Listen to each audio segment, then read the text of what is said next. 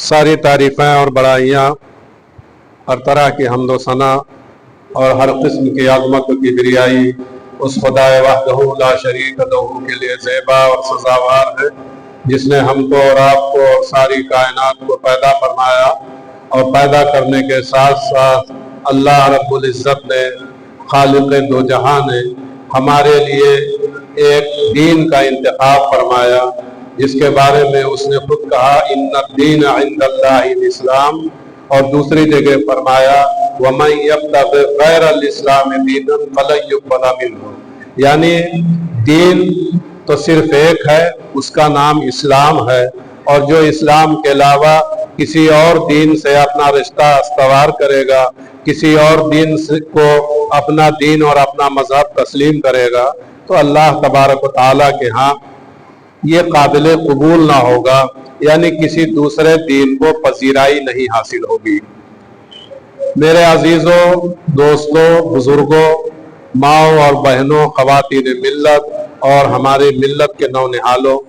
ये बात हमको और आपको जान लेनी चाहिए कि इस दुनिया में सबसे बड़ा मजहब जो है, तादाद के हिसाब से पूरी दुनिया का जो सबसे बड़ा मजहब है और मुल्कों के हिसाब से, तो वो अगर दो तरह के जो ईसाई हैं अगर उनको एक माना जाए तो पूरी दुनिया में ईसाइयों की तादाद सबसे ज़्यादा है, लेकिन मुसलमानों की तादाद उसके बाद उनसे थोड़ी ही कम है, और ये तादाद बहुत बड़ी है। 1 अरब 80 करोड़ की तादाद में इस दुनिया में मुसलमान पाए जाते हैं। इस्लाम इस दुनिया में सबसे तेजी से फैलने वाला मजहब है, सबसे तेजी के साथ दुनिया में अपनी अहमियत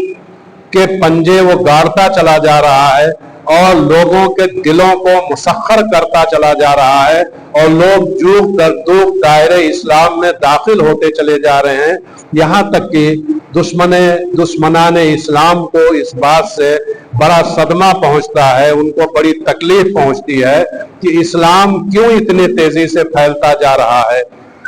तो इस्लाम के ऊपर तरह तरह के इल्ज़ामात लगाए जाते हैं, इल्ज़ाम तराशियाँ की जाती हैं, इत्तिहामात लगाए जाते हैं, और इस्लाम की तरफ बहुत सी गलत बातें मंसूब करके उसको लोगों की नज़र में कभी दहशतगर्द मजहब, दहशतगर्दों का मजहब साबित करने की कोशिश की जाती है, कभी और मुसलमानों के ऊपर और तरह के इल्ज़ामात लगाए जाते हैं। मुस्तशरिकीन ने, मगरबी ममालिक के तालीम याफ्ता तबके ने जब ये देखा कि दुनिया के तमाम मुल्कों से, मशरिक से, मगरिब से, बर्र आज़म एशिया से, यूरोप से, अफ्रीका से बहुत बड़ी तादाद में लोग दायरे इस्लाम में दाखिल होते चले जा रहे हैं, तो उन्होंने इस्लाम के ऊपर तरह तरह के तोहमतों की बौछार शुरू कर दी और इस्लाम को तरह तरह से मुत्तहम और मातूब करना शुरू कर दिया। यहाँ तक कि बहुत से मुफक्किरीन और बहुत से मगरबी दानिश्वरों का कहना है कि अगर इस्लाम के फैलने की रफ्तार इतनी ही तेज रही तो एक वक्त आएगा कि यूरोप का सबसे बड़ा मजहब इस्लाम हो जाएगा। तफसीलात में मैं नहीं जाना चाहता कि किस सन में, किस मुल्क में कितने फीसद मुसलमान थे और आज कितने फीसद हैं। अमेरिका जो पूरे मगरबी मुल्कों का सरबराह है, बल्कि पूरी दुनिया की सरबराही का दावा करता है, वहां पर ईसाइयों के बाद दूसरा मजहब यहूदियत है, लेकिन दूसरा मजहब जो यहूदियत है, लेकिन ये एक रिपोर्ट शाये हुई है, 12 शाये हो चुकी है इस तरह की रिपोर्ट है कि 2040 तक अमेरिका में ईसाइयत के बाद इस्लाम सबसे बड़ा मजहब हो जाएगा और इस्लाम को मानने वालों की तादाद अमेरिका में बहुत बढ़ जाएगी, और ये सदी खत्म होते होते हो सकता है कि इस्लाम अमेरिका में सबसे बड़ा मजहब हो जाए। यही हाल यूरोप के बहुत से मुल्कों का है कि इस्लाम सबसे बड़ा मजहब बनने की तरफ बढ़ रहा है, क्योंकि यूरोप में बहुत से लोगों ने अपनी ईसाइयत को छोड़ दिया है, वो दहरिया हो चुके हैं, अपने ईसाई मजहब से वो अपना रिश्ता तोड़ चुके हैं اور وہ دہریہ ہو چکے ہیں، ان کا تعلق کسی مذہب سے نہیں ہے. یہاں تک کہ بعض ممالک ایسے ہیں کہ وہاں پر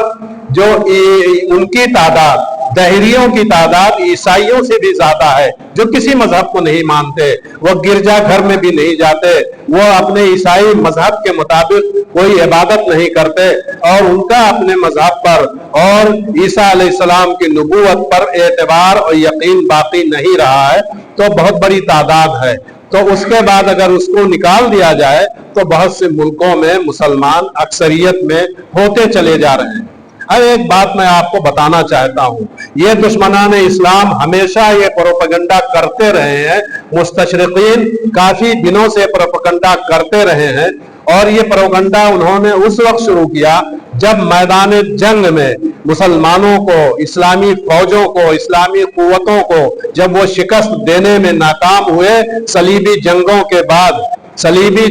کے بعد جس کے سرخیل ہمارے مسلمانوں میں سلطان صلاح الدین ایوبی تھے، جنہوں نے بیت المقدس کو فتح کیا. ابھی اس کے بارے میں آپ کو میں کچھ اور بات بتاتا ہوں. تو صلیبی جنگوں میں بڑی تعداد میں عیسائی آئے فلسطین کو فتح کرنے کے لیے، بیت المقدس پر قبضہ کرنے کے لیے، لیکن سلطان صلاح الدین نے اپنے ایمانی قوت اور اپنی فوجی طاقت کے بل پر متحدہ فوجی طاقتوں کو، یورپ کی متحدہ فوجی قوتوں کو شکست فاش سے دوچار کیا. برطانیہ کی فوج، انگلینڈ کی فوج، جرمنی کی فوج، فرانس کی فوج، اٹلی کی فوج اور تقریباً آدھے یورپ کی فوجیں آئی تھیں، اور ادھر سے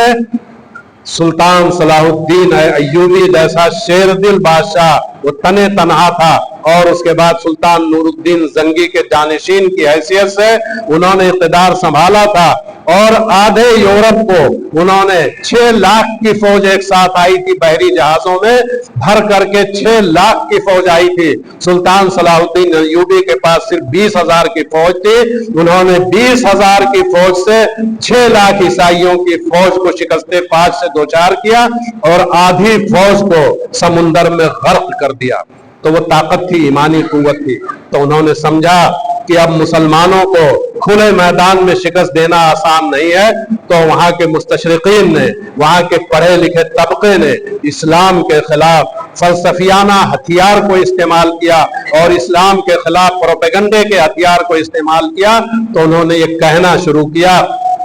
کہ اسلام تو تلوار کے زور سے پھیلا ہے. ہم اور آپ جانتے ہیں کہ اسلام اخلاق سے پھیلا ہے، اسلام مسلمانوں کے اخلاق کی بدولت پھیلا ہے، اسلام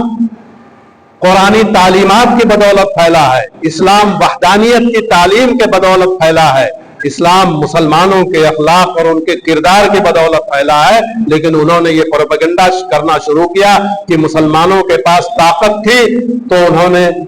لوگوں کو شکست دی اور سب کو جبرن مسلمان بنایا. آج کے اس خطبے میں آپ کو صرف یہ بتانا چاہتا ہوں، کیا اسلام بزور شمشیر، بزور طاقت پھیلا ہے، یا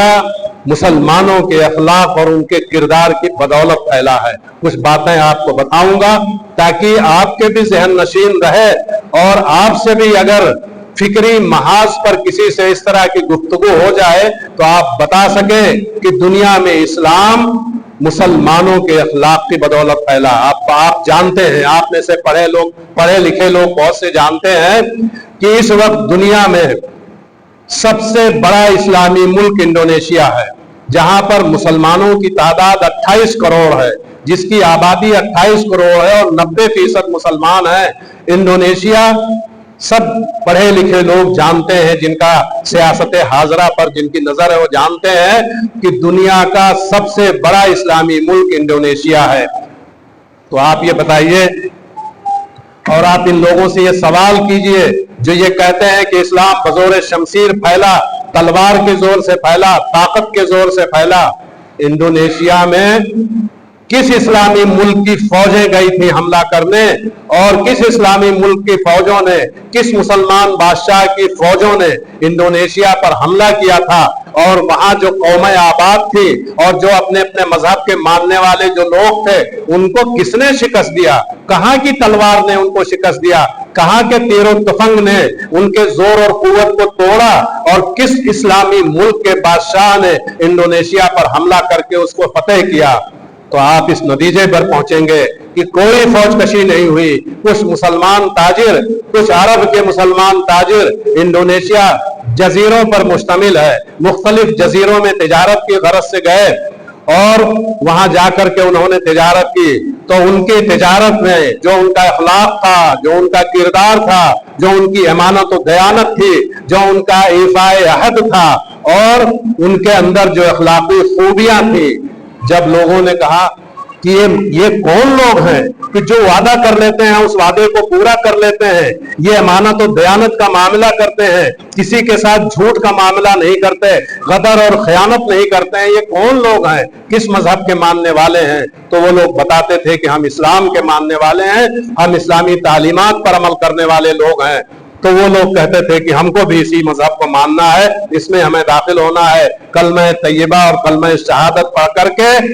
انڈونیشیا کے لوگ ایک ایک کر کے دائرہ اسلام میں داخل ہوتے چلے گئے. نتیجہ کیا ہوا کہ آج 28 کروڑ کی آبادی والا ملک، دنیا کا سب سے بڑا اسلامی ملک ہونے کا اس کو اعزاز حاصل ہے. کہاں کی تلوار گئی تھی؟ تو یہ جھوٹ، یہ مکر و فریب. اور میں آپ کو بتاؤں کہ یورپ کا ایک بہت بڑا ملک اسپین ہے اور جس کو اسلامی عہد حکومت میں ادلس کہا جاتا تھا. ادلس یا اندلوسیا وہاں کا ایک صوبہ ہے، وہ بڑا صوبہ تھا، اسی کے نام پر مسلمانوں نے اس کا نام ادلس رکھ دیا تھا. اصل میں جس کو ہم اور آپ جس کو آپ جانتے ہیں وہ یورپ کا مغربی ملک، سب سے بڑا مغربی ملک اسپین ہے، جس کی سرحد فرانس سے ملتی ہے، اس کی سرحدیں فرانس سے ملتی ہیں. اور دوسری طرف افریقی ملک جو مراکش ہے اس کے اور اسپین کے درمیان سمندر کی ایک چھوٹی سی پتلی سی پٹی حائل ہے اور ایک پہاڑ ہے جس کو جبرالٹر کہتے ہیں. اور جبرالٹر کا اصل نام جبل الطارق ہے.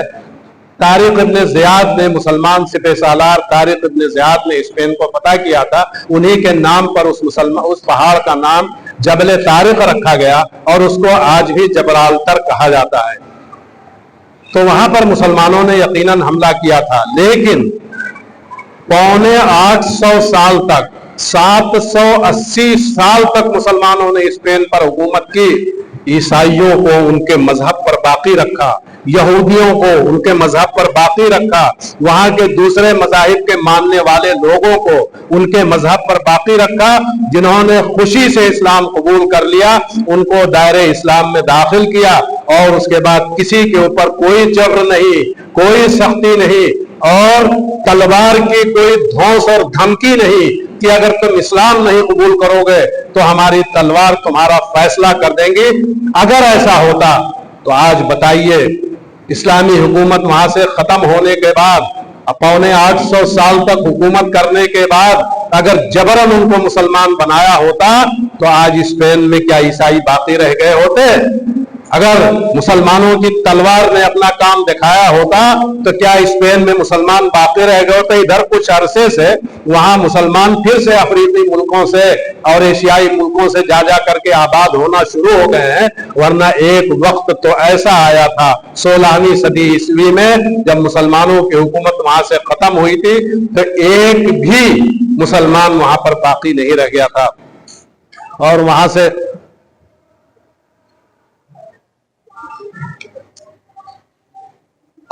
سے صرف اسلامی حکومت کا نام و نشان نہیں مٹا تھا بلکہ وہاں سے مسلمانوں کا نام و نشان مٹا دیا گیا تھا. اگر مسلمانوں نے جبرن 800 سال حکومت کرنے کے بعد اگر مسلمانوں نے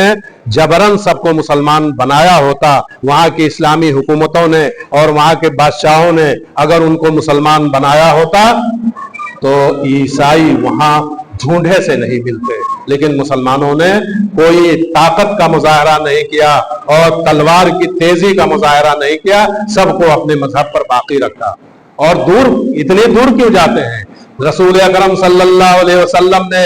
جب مکہ فتح کیا، مدینے سے فاتحہ چل کر کے اور بہت بڑا لشکر لے کر کے مکے کی طرف فوج کشی کی اور مکے کو فتح کرنے کا ارادہ کیا. یہ وہ شہر تھا जहां के लोगों ने मुसलमानों के साथ बहुत बुरा बर्ताव किया था, उनको सड़कों पर घसीटा गया था, उनको तपते हुए रेगिस्तानों में जलती हुई रेत पर लिटाया गया था, उनकी नंगी पीठ पर जलते हुए पत्थर रखे गए थे, उनको हथकड़ियां और बेड़ियां पहनाई गई थी, उनको चटाई में लपेट करके उनके नाक में धुआं दिया गया था और उनके ऊपर अजाब के तरह तरह से हथकंडे और अजाब के तरह तरह से हरबे आजमाए गए थे।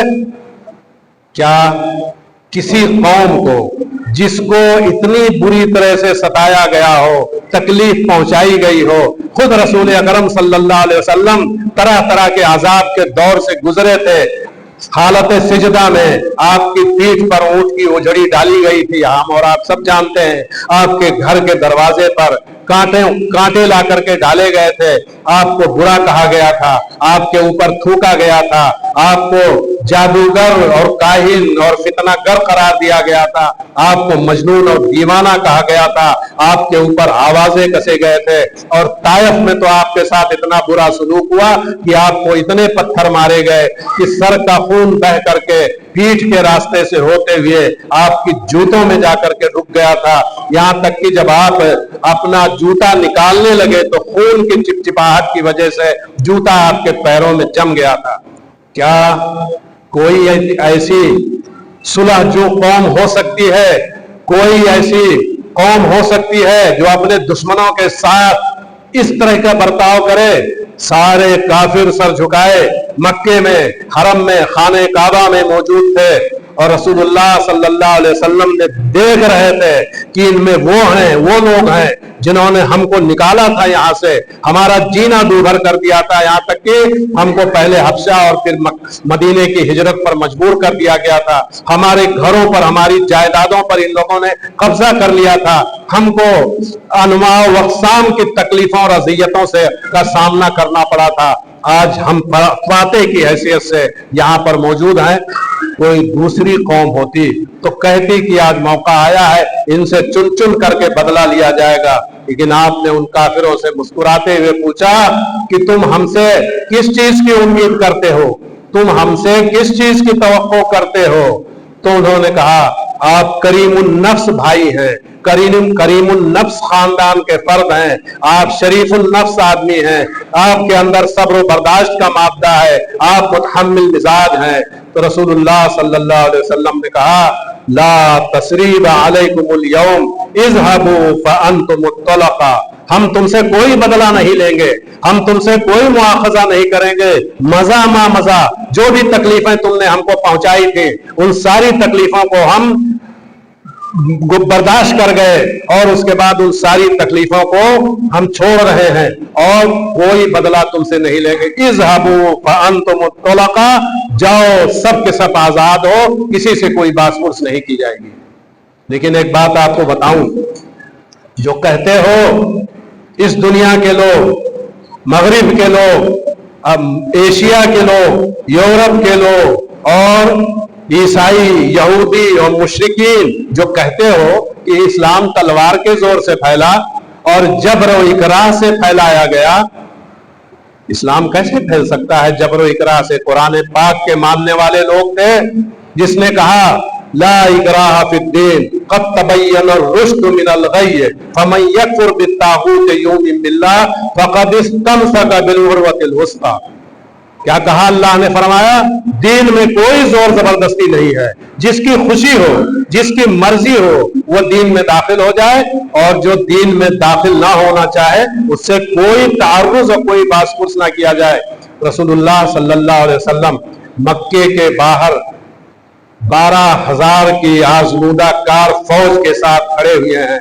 कौन सी 12,000 फौज कि उनके सिर्फ 313 आदमियों ने मक्के की, पूरे मक्के की फौज को, कुरैश कबाइले कुरैश की तमाम फौजों को शिकस्त दी थी बदर के मैदान में। तब 313 के लोगों ने वो कारनामा अंजाम दिया था। आज तो 12,000 की फौज लेकर के रसूलुल्लाह सल्लल्लाहु अलैहि वसल्लम यहाँ पर तशरीफ लाए हैं। किसके अंदर ताकत थी कि इन रसूलुल्लाह सल्लल्लाहु अलैहि वसल्लम के तरबियत याफ्ता मुजाहिदीन का मुकाबला कर सकता? किसी के अंदर ताकत नहीं थी। लेकिन रसूलुल्लाह सल्लल्लाहु अलैहि वसल्लम ने माफ किया। मैं जो बात कहना चाहता हूं उसको अब सुनिए। आपने फरमाया کہ جو تلوار نہیں اٹھائے گا اس کے لیے عام معافی ہے، جو اپنے گھر کا دروازہ بند کر لے گا اس کے لیے عام معافی ہے، جو آدمی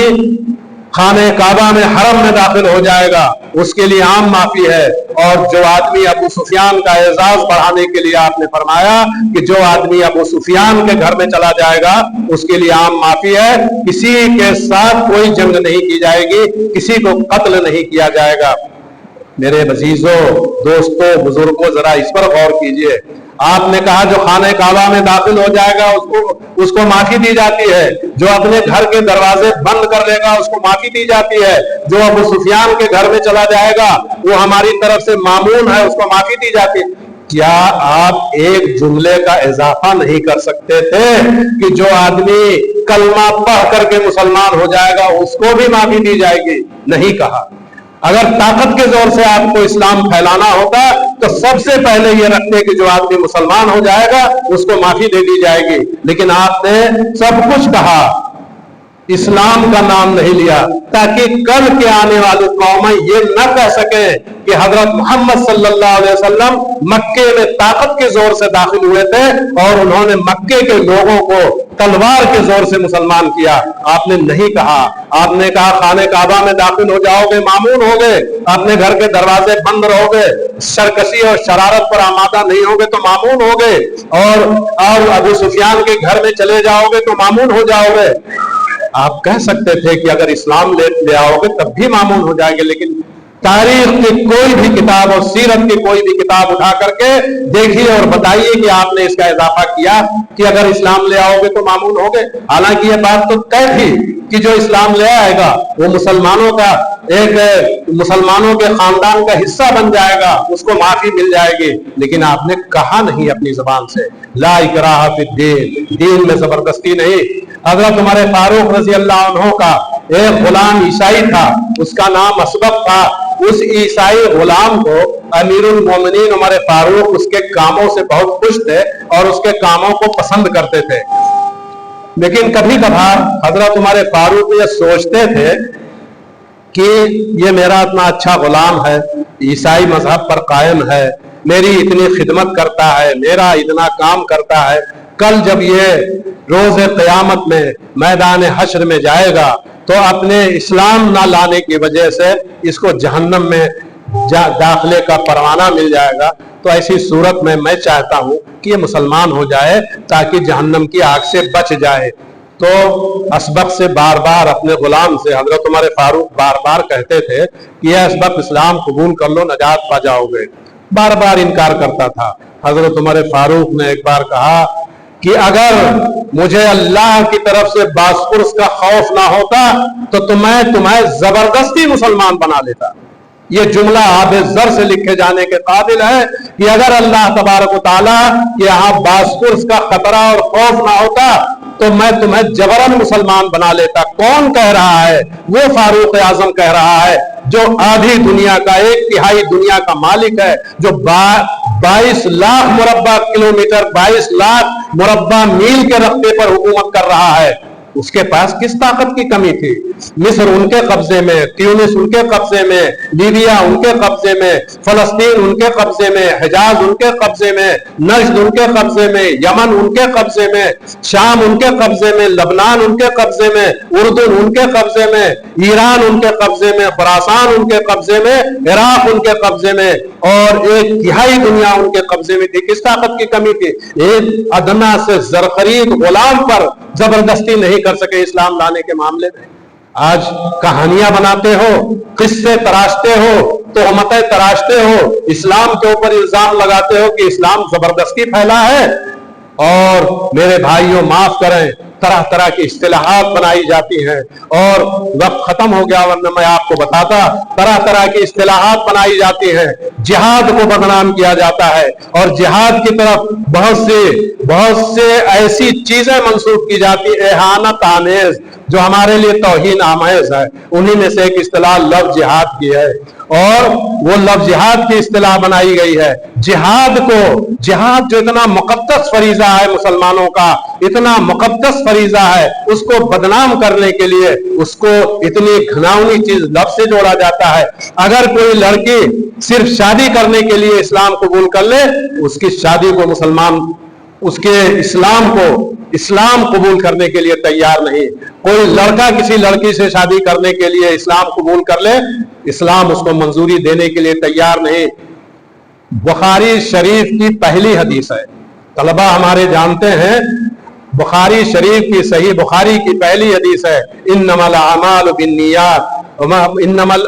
بالنیات وانما لكل امرئ ما نوى فمن كانت هجرته الى الله ورسوله فهجرته الى الله ورسوله ومن كانت هجرته الى دنيا يصيبها او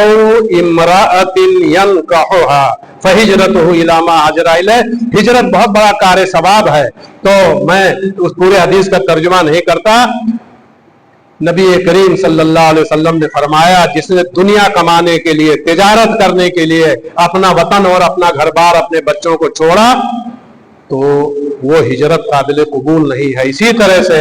اگر کسی نے کسی عورت سے شادی کرنے کے لیے اپنا گھر بار چھوڑا، اس کو ہجرت کا کوئی ثواب نہیں ملے گا۔ تو لفظ جہاد کیا چیز ہے؟ یہ کیا چیز ہے؟ یہ اصطلاحیں بنائی گئی ہیں ہمارے جہاد کو، ہمارے مقدس جہاد کو بدنام کرنے کے لیے، اور آج دنیا اس کو دیکھ رہی ہے۔ مسلمان صفائی پر صفائی دیتے چلے جا رہے ہیں، لیکن ہمارے جہاد کو کتنی چیزوں کی طرف منسوخ کر کے اس کے تقدس کو پامال کیا گیا ہے۔ یہ جہاد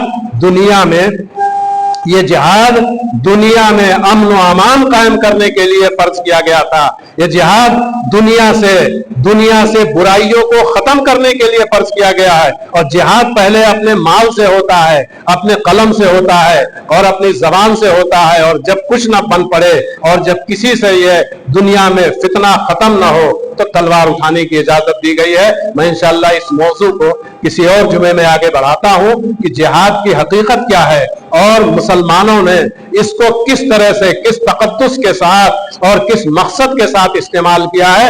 اس جہاد کو کبھی اسلام پھیلانے کے لیے اور اسلام کے طاقت کو ظاہر کرنے کے لیے استعمال نہیں کیا ہے، اور اسلام کو جبراً اسلام کو اس دنیا میں پھیلانے کے لیے جہاد کا سہارا مسلمانوں نے نہیں لیا ہے۔ اسلام تو اس دنیا میں پھیلا ہے مسلمانوں کے اخلاق و عادات اور ان کے کردار کی وجہ سے۔ آج طاقت مسلمانوں کے پاس نہیں ہے، پھر بھی پورے یورپ میں، جرمنی میں، فرانس میں، اٹلی میں، برطانیہ میں اور امریکہ میں، جاپان میں، مشرق بعید میں دنیا کا سب سے تیزی سے پھیلنے والا مذہب اسلام ہے۔ آج کون سی طاقت امریکہ میں مسلمانوں کے پاس ہے؟ آج برطانیہ میں کون سی طاقت مسلمانوں کے پاس ہے؟ آج کس چیز کا خوف ہے؟ آج مسلمان کس چیز کے لالچ میں اسلام قبول کر رہے ہیں؟ آج عیسائی، آج غیر مسلم، آج مشرک کس چیز کے لالچ میں اسلام قبول کر رہے ہیں؟ ان کو کس کا خوف ہے مسلمانوں سے؟ ذرا ہوش کے ناخن لیں، ایسے دشمنان اسلام ہوش کے ناخن لیں، اور ان کو یہ سمجھنا چاہیے کہ اسلام پھیلا ہے